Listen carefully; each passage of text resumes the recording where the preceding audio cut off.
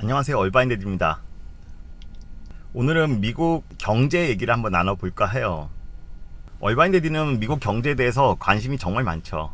지금 미국 살고 있으면서 우리 가족이 미국에서 앞으로 살아가야 할 것, 미국 경제 상황이, 그리고 글로벌 경제 상황이 앞으로 어떻게 진행되어야 하는가에 대해서 조금은 그래도 좀 알고 있어야 또 제 자신과 우리 미래에 대해서 보다 정확한 준비 할 수 있고요.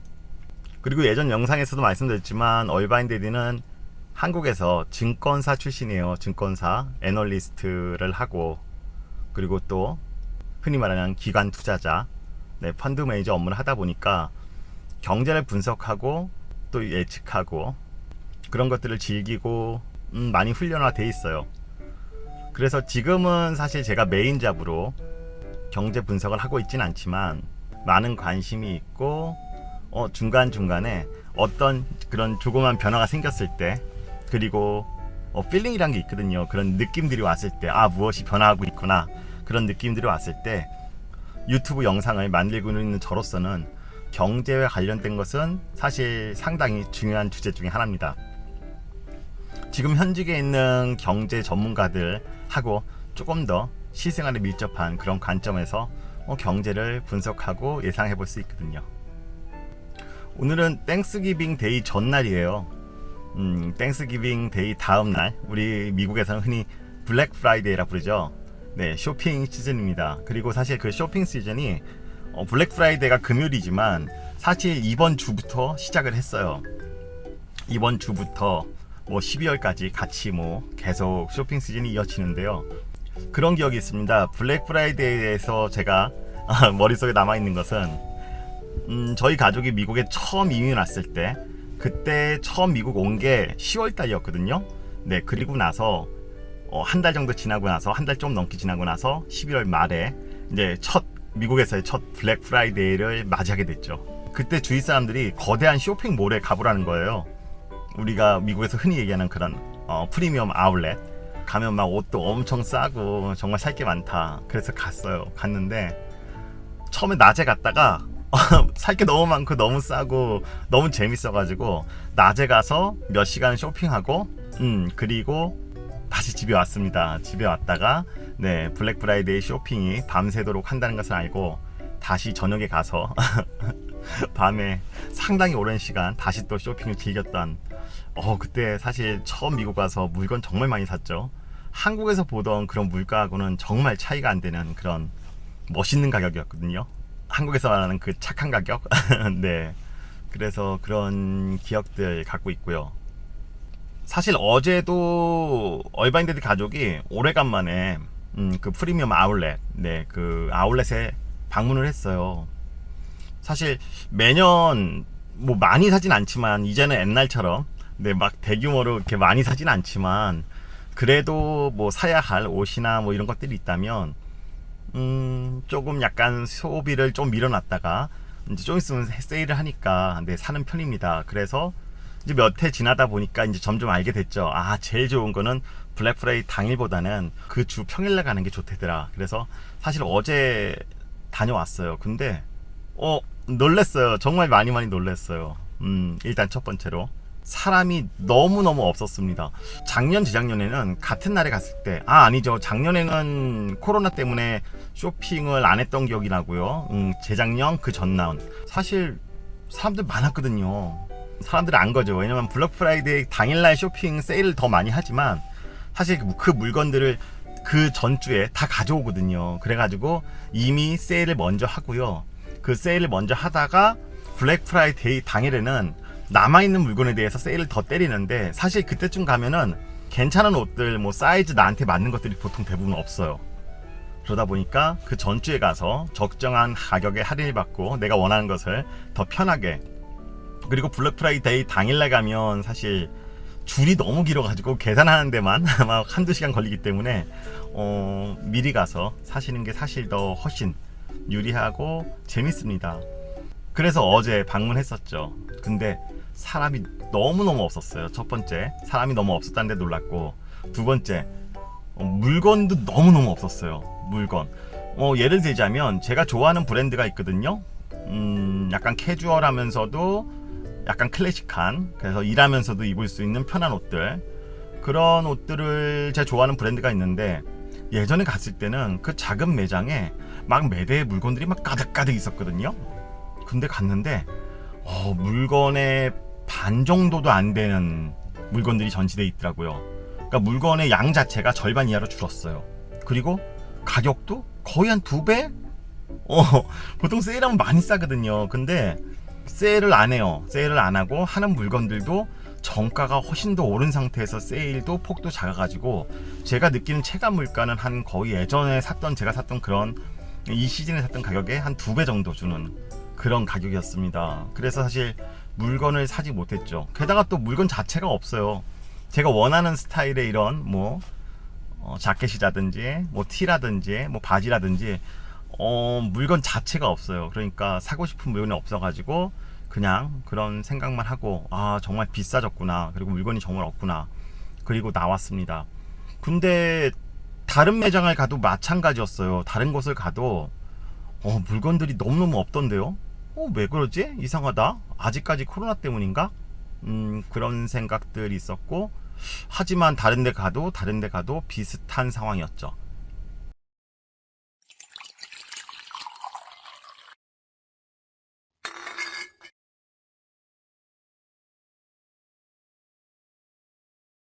약간 화제를 전환해 볼게요. 제가 초반에 제가 이제 경제 영상 올리는 거에서 말씀드렸잖아요. 최근에도 경제 영상을 좀 올리고 싶었어요. 많은 분들이 질문도 주셨고요. 환율 어떻게 될 것 같아요? 아니면 금리 어떻게 될 것 같아요? 부동산, 제가 또 예전에 부동산 영상들 많이 올렸으니까 부동산 가격은 좀 어떻게 아직도 살만한가요? 이런 말들 있었는데, 사실 제가 관심이 많고 또 분석을 할 줄 알다 보니까 어느 정도 예측을 하면 그 예측에 대해서 상당히 좀 잘 맞아떨어졌던 것 같거든요. 그래서 또 그것에 대해서 좀 쉽게 설명을 해드리려고 노력을 했고, 근데 최근에는 저도, 물론 제가 지금 최근에 저는 미국에서 세무회계 사무실을 운영하고 있어요. 최근에 고객들도 많아지고 해가지고 많이 바빠가지고 사실 많은 다른 생각들을 많이 못하고 있었는데, 아니 그래도 가끔씩 이렇게 제가 고민을 하려고 막 고민을 하다 보면 답이 떠오르진 않아요. 느낌이 오지 않아요. 어떻게 될까? 이 나라 경제가 지금 어떻게 될까? 단지 그 하나였죠. 다들 아시죠? 지금 아무도 경험해보지 못한 그런 경제 상황으로 우리 미국 경제뿐만 아니라 한국 경제뿐만 아니라 그 세계 경제가 다 그렇게 움직이고 있다. 아무도 경험해보지 못한 곳으로 가고 있다. 그것 하나. 그러다 보니까 사실 저도 누구한테 이렇게 될 거예요 라고 쉽게 얘기하기가 어려웠고, 근데요, 어제 블랙 프라이데이를 앞두고 쇼핑센터를 들렸을 때 그것에 대한 정말 좋은 소중한 아이디어를 얻을 수 있었어요. 그래서 제가 기존에 복잡해하던 이렇게 정리가 안 되던 생각들이 한 방에 정리가 어느 정도 됐습니다. 그래서 오늘은 그런 이야기들, 미국 경제 이야기들, 앞으로의 환율, 부동산, 금리, 경제까지 다 한번 간단히 말씀을 드려보려고 합니다. 어때요? 재미있을 것 같지 않나요? 제가 가능한 한 쉽게 실생활에 맞춰서 한번 말씀을 드려볼게요.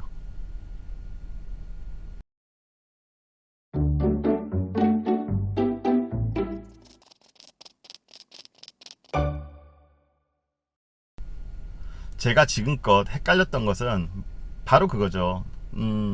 처음 가는 길. 지금 인플레이션이란 단어가 먼저 떠오르는데요. 인플레이션이 분명히 계속 높아지고 있거든요. 그런데 그 인플레이션 이후에 과연 우리 세상은 어떻게 될까에 대해서 제가 판단하기가 좀 어려웠던 것 같아요.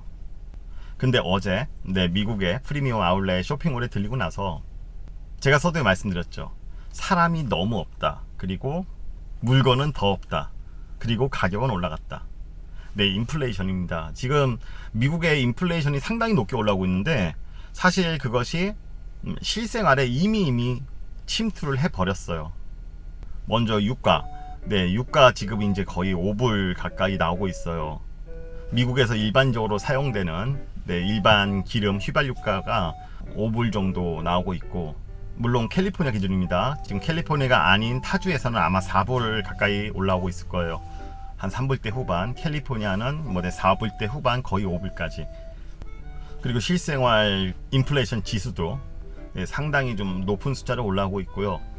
분명히 향후의 경제 상황을 예측하려면 지금 우리 이 인플레이션을 어떻게 봐야 되냐에 초점이 맞춰야 될 것 같은데, 인플레이션은 크게 두 가지가 있습니다. 첫 번째가 수요 견인 인플레이션. 물건을 사고 물건을 팔고 이렇게 수요와 공급이 만나가지고 가격이 이루어지는데, 수요 견인, 그러니까 수요가 엄청 많아지니까 공급이 가격을 못 따라가서 가격이 올라가는 거죠. 그런 인플레이션을 보통 수요 견인 인플레이션이라 하고, 그 다음에 비용 인상 인플레이션이라는 것도 있어요. 예를 들어서 어떤 물건을 만드는데 원가라는 게 있잖아요. 보통 원가가 올라가면서, 예를 들어서 원자재 가격이 올라가면서 그 물건의 가격이 어쩔 수 없이 올라가는 그런 현상, 그것을 보통 비용 인상 인플레이션이라고 합니다. 그러면 지금의 인플레이션은 뭘까? 고민이 많이 들더라고요. 과연 지금은 어떻게 봐야 되지? 지금은 이것도 저것도 아니라는 생각이에요. 왜냐면 보세요. 제가 어제 매장에 갔잖아요. 매장에 갔더니 사람들이 없었어요. 그렇다는 거는 수요 자체가 많다는 뜻은 아니거든요. 그리고 물건도 없었어요. 물건도 없다는 것은 말 그대로 수요와 공급이 같이 줄게 되면서 그냥 말 그대로 이 나라 경제의 그 활동량이 줄어들고 있다는 거죠. 이것은 비단 그런 쇼핑몰뿐만 아닌 것 같아요.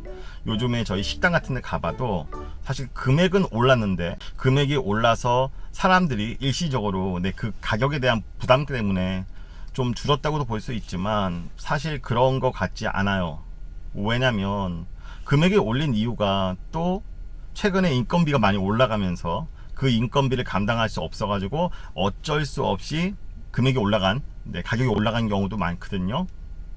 지금 미국에서는 사실 취업난이라고 해요. 취업난이라는 게 직원, 한국처럼 사람들이 취업을 못하는 게 아니고 업주들이, 기업주들이 사람을 뽑을 수가 없는 거죠. 사람들이 일을 안 하려고 해요. 그러다 보니까 임금 인상이 계속 올라와주고 있어요. 임금 인상도 올라가고 유가도 올라가고, 가장 기본적인 요소 가격들이 올라가기 때문에 인플레이션이 올라갈 수밖에 없던 그런 구조가 지금 현재 미국 상황 같습니다. 근데 그거는 수요 견인 인플레이션은 아니에요. 수요 견인 인플레이션이란 건 경제 상황이 너무 좋아서 사람들이 너도 나도 소비하다 보니까 같이 또 자연스럽게 인플레이션이 올라가는 건데, 그것은 자연스러운 현상이거든요. 그러다 보니까 수요가 많아지면 업체들이, 공장들이 생산을 더 많이 하면 돼요. 그러면서 경제는 더 활성화가 되면서 물가는 좀 올라가겠지만 그래도 경제의 활동 영역이 점점 더 커지는 거죠. 그거는 그렇게 고민할 필요가 없어요. 그리고 인플레이션도 사실은 그런 자연스러운 생산과 공급의 활동에 따라서 또 인플레이션도 잦아들게 됩니다. 또 비용 인상 인플레이션도 생각보다 그렇게 위험하진 않아요. 비용 인상이라는 게 사실 어떤 요소의 가격이 올랐던 거잖아요. 그러다 보니까 그 요소의 가격들이 안정화되면 조금씩 차차 시간이 지나면서 안정화될 수 있는 그런 현상을 보이게 합니다. 그리고 사실 세 번째, 화폐 인플레이션이라는 것도 있어요. 뭐냐면 그냥 단순히 사회는 그대로 있는데 화폐를 많이 찍다 보니까 그냥 명목 물가가 올라가는 거죠. 재화가 하나가 있고, 예를 들어서 전체 화폐가 100달러밖에 없다면 이 재화는 100달러로서밖에 설명할 수 없잖아요. 그러면은 이 재화의 가격은 100달러인 거예요. 그런데 다른 건 아무것도 안 바뀌었는데 한 재화가 있는데 100달러가 있던 것이 200달러가 있어요. 이 사회의 화폐가 증가한 거죠. 그러면은 이 재화의 가격은 200달러로 설명이 됩니다. 그냥 아무것도 변하지 않았는데 가격이 올라간 거죠. 사실 요번에 화폐 발행이 정말 많았죠. 근데 미국뿐만 아니라 전 세계적으로 화폐 발행이 늘었기 때문에 사실 단순한 화폐 인플레이션이 아닌가 하는 생각도 했어요. 물론 인플레이션이 수요 증가는 분명히 아니었고, 비용 인상 측면도 있고, 화폐 증가 측면도 있고, 분명히 그 두 가지가 복합돼서 일어났던 것 같아요. 하지만 제가 요번에 마트 몰에 가서 확실히 느꼈던 건 이 두 가지보다 더 큰 것, 공급 자체가 없다. 공급이 줄었다. 그게 가장 핵심 포인트인 것 같아요. 생각해 보세요.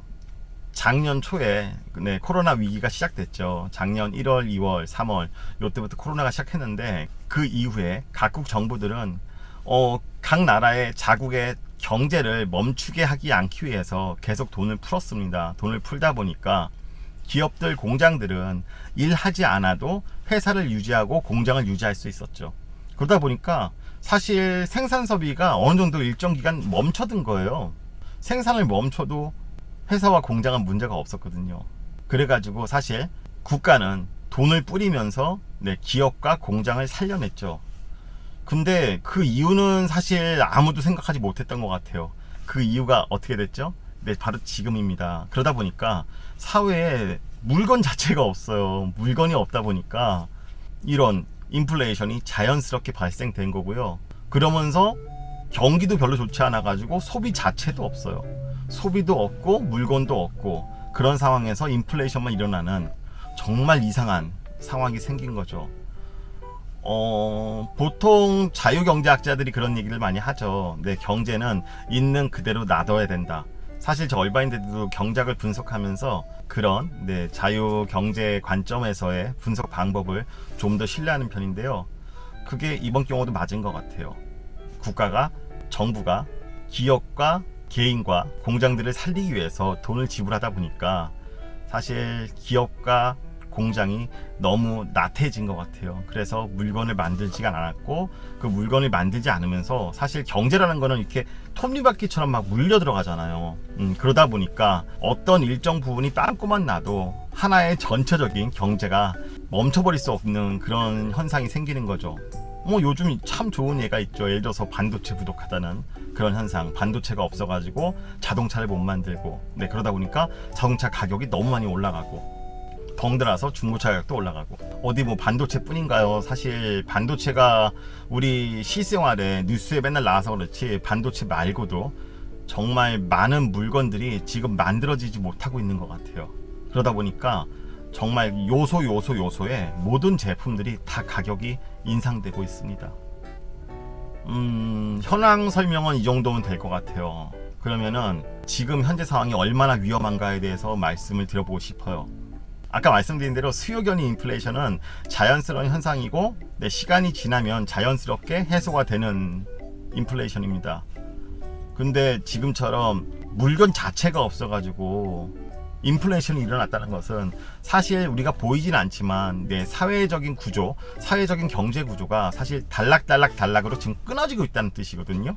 그리고 그런 것들이 계속 실생활에 영향을 이제 주기 시작했다는 것 같아요. 실생활에 영향을 이미 많이 주고 있었는데 사람들은 어떻게 보면 몰랐던 거죠. 그리고 그것을 외면했던 거죠. 근데 이제 하나씩 점점점 얘기가 많이 나오고 있어요. 좀 전에 말씀드린 대로 반도체 얘기가 이미 나온 지 오래됐지만 이후에는 반도체가 아닌 다른 것들이 분명히 얘기들이 계속 많이 나올 거예요. 뭐가 없다. 아 맞다. 한국에 요소수 없다고 또 지금 최근에 막 난리잖아요. 이거 없다 저거 없다 이거 없다 저거 없다. 그러면서 사람들이 깨닫는 거죠. 야 이거 지금 우리나라 경제가 전체 글로벌 경제가 지금 알고 보니 멈춰 있었구나. 이거 회복하는데 정말 많은 시간 걸릴 것 같아요. 지금은 멀쩡해 보이지만 사람들이 그것을 깨닫는 순간 정말 더 쏠림 현상은 심해질 것이고 그것을 깨닫는 순간 사람들은 공포감이 밀려오면서 이 경제가 정말 많이 망가질 수 있는 그런 계기가 아니고 그냥 자연스럽게 이미 시작되었다라고 말씀을 드리는 게 더 맞는 것 같아요.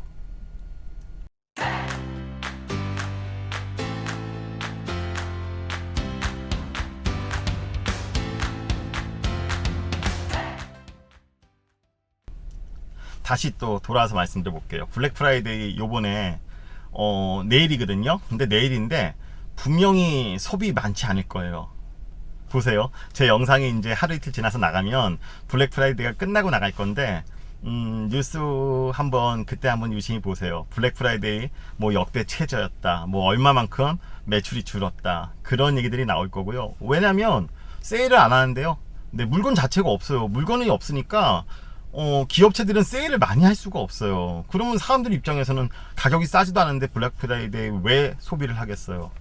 그래서 아마 역대 최저 뭐 몇십 프로의 감소 뭐 이런 얘기들이 많이 나올 겁니다. 그래서 블랙 프라이데이 뭐 앞으로 사라지나 뭐 이런 얘기도 나올 수 있고, 근데 블랙 프라이데이 하나만의 문제가 아니고 지금 수요가 점점 줄어들 것이다 라는 그런 전초 신호, 예견을 보내주는 것 같습니다.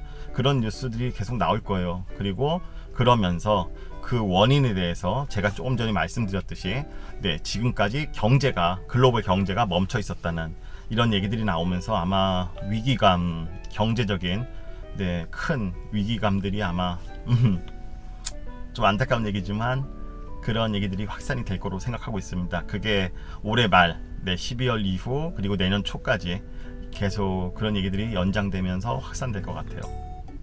좋아요. 그러면은 안 좋은 건 알겠는데 그게 그렇게 심각한 거야? 네, 말씀드렸잖아요. 우리나라 그리고 미국 그리고 글로벌 경제 구조들이 다 끊기는 거예요. 생산이 없었기 때문에. 그리고 그 이유는 인위적으로 만진 거예요. 정부가 경제를 살리기 위해서 인위적으로 만졌는데 그것이 더 안 좋은 효과가 돼서 이제 나타나기 시작하는 거죠. 원자재 측면도 마찬가지예요. 제가 사실 지난번에 유가 관련된 영상 올렸는데 제가 여러 가지 포인트별로 전망을 하려고 했는데 정말 감이 안 오더라고요. 왜냐면 이 인플레이션에 대한 설명을 할 수가 없었어요. 근데 유가란 거는 설명이 가능했습니다. 유가가 워낙 고유가를 장기적으로 유지할 거라는 그런 강력한 신호를 보여주고 있기 때문에 그것은 말씀드릴 수 있었고, 사실 유가도 계속 높은 가격을 할 거고 그것을 알기 때문에 최근에 미국 정부도 비축률을 상당히 많이 또 풀기 시작했다고. 웬만한 국가 재난 아니면 필지 않는 그런 비축률, 그거를 풀기 시작했다고. 어떻게 보면 저는 그렇게 생각이 들어요. 비축률을 풀었다는 거는 비축률 때문에 유가가 빠질 거라는 것보다는, 물론 어느 정도는 빠지겠죠. 하지만 그거는 단기 효과 아닐까요? 단기적으로는 빠질 수 있지만 그만큼 이 나라 경제 상황이 어렵다는 것을 정부가 인정한 꼴이 될 거다라는 그런 생각이 듭니다. 유가뿐만 아니라 모든 것들이 다 그런 식으로 사람들의 그런 심리적인 마음들을 계속 짓누르게 될 것 같아요. 좀 앞으로 상당 기간 좀 경제적으로 국가 경제적으로 많이 어려울 거라는 그런 생각이 듭니다. 한 번도 안 와본 일이죠. 한 번도 안 와본 일. 하지만 경제의 구조 자체가 끊겼기 때문에 이게 뭐 몇 달 만에 해결되고 이런 문제는 절대 아닌 것 같아요. 저는 그냥 직감적으로 특별히 근거는 없지만 직감적으로 한 2, 3년 정도는 보고 있어요. 한 2, 3년 정도는 자생 경제력이 활성화되는데 최소한 그 정도는 걸리지 않겠냐 생각이 들고 있고요. 아직 시작도 안 했죠. 아직 사회적으로 그렇게 위기감이 많이 조성되어 있는 상태는 아니니까. 그래서 좀 그런 분위기들, 쎄한 분위기들이 앞으로 몇 달 좀 확산되면서 이제 시작이 아닌가 하는 그런 조금 무서운 그런 견해를 오늘 안타깝지만 말씀을 드려야 할 것 같습니다. 그런데 조금 빠르지만 회복에 대한 얘기도 한번 해볼까요? 경제 상황이 아무리 안 좋아져도 사실 그렇다고 막 이 세계의 경제가, 이 나라의 경제와 세계 글로벌 경제가 다 한꺼번에 무너질 수는 없잖아요. 언젠가는 좋아지고 다시 또 재생력이 생길 텐데, 과연 제가 아까 한 2, 3년 최소한 말씀드렸는데 왜 그렇게 보느냐, 왜 그렇게 길게 보느냐, 회생될 수 있는 가능성이 정말 작게 보기 때문이에요. 왜냐하면 지금 말씀드린 이런 경제 위기는 한 나라의 것이 아니에요. 지금 원인이 코로나 이후에 생산이 중단되면서 경제 활동들이 단절된 거거든요. 그러다 보니까 이거는 사실 미국뿐만 아니라 한국뿐만 아니라 전 세계의 문제예요. 게다가 또 코로나 상태 아직까지 잡히지도 않았잖아요. 코로나 바이러스가 아직까지 남아있는 상태에서 이것들이 표면화되어 있을 때는 그 효과가 정말 크게 나타날 것 같고요. 만에 하나 좋은 쪽으로 그게 회복되려고 한다면 지금까지 경제 역사를 봤을 때 미국이에요. 미국이라는 점은 미국부터 회복을 해야 됩니다. 온 가족이 집에 병이 걸렸을 때 가장인 아빠가 가장 먼저 병을 이겨내고 아이들을 치료하는 그런 수습이 되는 게 사실은 지금까지 지내왔던 그런 모양새였고요. 항상 금융위기, 경제위기가 있으면 미국이 먼저 회복을 했어요. 그러면서 미국이 경제가 활성화되면서 또 한국은 또 미국의 수출이 증가하고 그러면서 같이 또 세계 글로벌 경제가 증가하는 그런 모습을 보여왔거든요. 근데 미국이 정말 지금 현재 좀 암울해요. 미국 경제가 활성화되고 다시 회복된다는 얘기는 저는 그냥 러프하게 한 두 가지를 생각을 해요.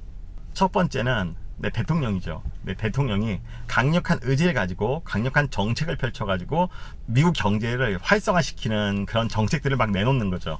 그러면서 그것이 또 시장에 다행히 먹혀 들어갔을 때 미국 경제가 살아날 수 있는 가능성이 점점 더 빨라지고 확대되는 그런 개념. 아니면 두 번째는 연준이죠. 연준에서 또 금리 조절을 잘해가지고 금리를 조절을 잘하면 시장 경제에 좀 더 활성화를 빨리 불러킬 수 있는 그런 에너지 드링크 같은 것이 될 수 있거든요. 근데 제가 좀 전제로서 좀 어렵게 보고 있는 이유는 그 두 가지에 대해서도 다 기대하기가 어려울 것 같아요. 바이든 대통령 보세요. 최근에 지지율이 정말 많이 낮아졌죠. 처음에 이제 코로나에 대해서 대응을 잘 하신다고 정말 괜찮은 지지를 받고 있었는데 시간이 지나면 지날수록 사실 그런 강력한 지도력을 보여주지는 못하시고 있는 것 같아요. 그러다 보니까 바이든 대통령이 현재 미국 사회에서 이 신뢰도 범위 많이 낮아져 있고 그런 상태에서 강력한 이런 경제 정책을 이끌어 가기에는 조금 부족하지 않은가. 현재 타이밍이 좀 좋지 않다. 이런 생각이 듭니다. 연준은 더 심해요. 연준 금리 계속 아시죠? 테이퍼링 한다 하면서 결국 테이퍼링 시작했죠. 금리 올린다 하면서 아직도 못 올리고 있고, 처음에는 2023년 올린다고 했다가 그리고 점점점 빨라지면서 그때까지도 인플레이션 별거 아니야 얘기하다가 결국은 또 이거 아니구나 해가지고 2022년 하반기에 금리 올린다고 얘기하고 있고, 근데 지금 분위기 봐서는 아마 2022년 내년 금리를 상반기에 올려야 되지 않을까 하는 생각이 들어요. 점점점 그 시기가 다가오고 있거든요. 그런데 지금 사회에서 얘기하는 거는 단순한 논리죠. 금리를 언제 올리냐에 대한 관심. 근데 이 부분은 제가 조금 전에 지금 말씀드린 이런 경제 위기 상황에 대해서 사람들이 체감하지 못했기 때문에 계속 이 얘기만 지금 하고 있는 것 같아요. 제가 말씀드린 대로 올 연말 이후에 내년 연초까지 이런 경제 위기에 대한 얘기들이 많이 나왔다고 쳐요. 그러면요, 경제 위기인데 금리를 올리는 게 맞나요? 아니죠. 경제 위기라면 금리를 낮춰야죠.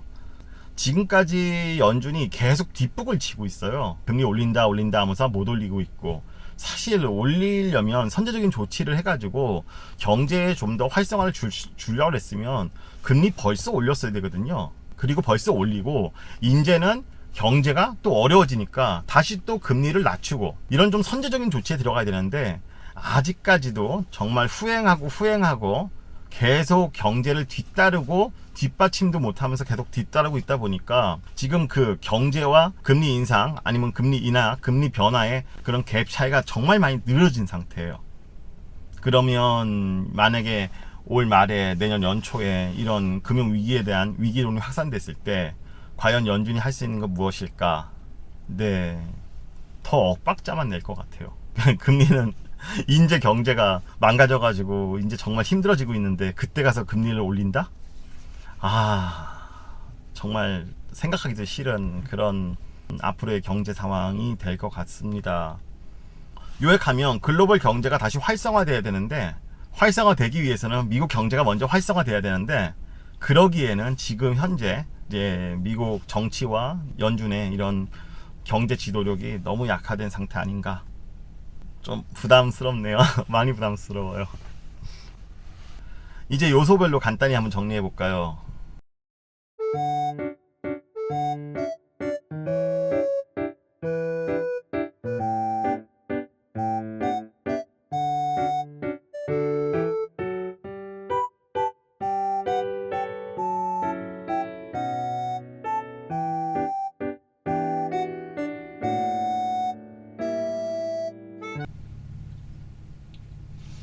많이 부담스러워요. 네, 좀 솔직히 오늘 이런 영상 찍으면서도 많이 부담이 스럽습니다. 제 생각이 맞지 않았으면 좋겠다는 생각이 들고, 근데 그래도 맞을 가능성이 상당히 높아 보이기 때문에 영상을 올리는 거고요. 맞지 않았으면 좋겠어요. 그래가지고 그냥 다들 네, 잘 되셨으면 좋겠는데 그러지 않을 수도 있으니까 각 개인이 준비는 좀 해야 될 것 같아요. 네, 특히 제조업 위주로 많이 힘들 가능성이 있기 때문에, 그리고 일반 소비 생활 위주로 많이 힘들 가능성이 있기 때문에 조금 더 각 개인들은 좀 긴축적인 생활을 좀 하고 좀 준비를 해야 되지 않나, 그런 생각 듭니다. 오늘 영상 길게 말씀드린 것 같은데요. 네, 오늘 그만 말씀드릴게요. 사실 오늘 말씀드린 거는 경제 전망이라기보다는 사실 논리가 좀 많이 약해요. 왜냐면 제가 경제 전망을 하려면 어느 정도의 어느 아이디어, 제가 느낌 가는 아이디어를 갖고 그것에 대해서 과연 맞는가 아닌가를 계속 좀 트라이를 하면서 크로스 체크를 해야 되는데, 사실 그런 과정은 없었습니다.